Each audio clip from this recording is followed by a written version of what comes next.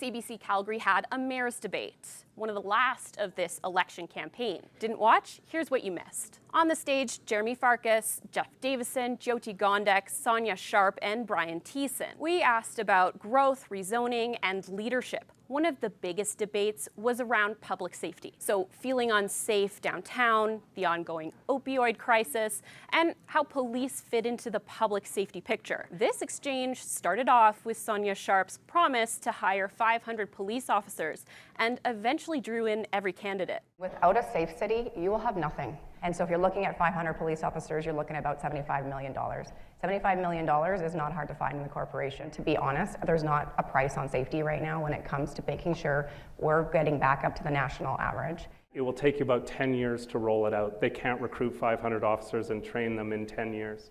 Secondly, and most importantly, the police aren't asking for 500 more officers. The Calgary Police Service has told us plainly that we can't enforce our way out of this, and they are looking for support. So when it comes to providing them supports, they're seeking help with mental health and addictions and housing.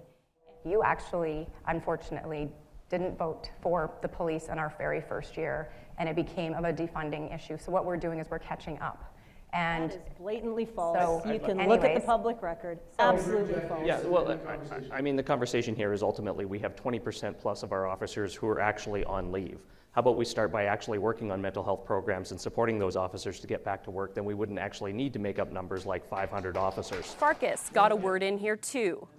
Fights like this between compassion or enforcement, it doesn't work. The truth is that we need both. Now the topic that brought out the most jabs between candidates, leadership, especially when it comes to working with the province, given it has stepped into some municipal issues lately. One example at the debate, the Green Line. Sharp highlighted how important the relationship with the province is. After all, it holds the purse strings. Thiessen, he said his party was formed to stand up against the province. Farkas said he could lead council against the province as a united front. Gondek pitched herself as the negotiator with the province. And on the Green Line, Davison made it clear he doesn't support an elevated line and would push back on the province's plan. It wasn't all crosstalk. There were a couple moments of levity. Yeah. Well, then why were we all saying we forgot Jeremy? We didn't say Sorry, Jeremy. Round it up here. We're just thinking of you, Jeremy. I've got the floor. All right.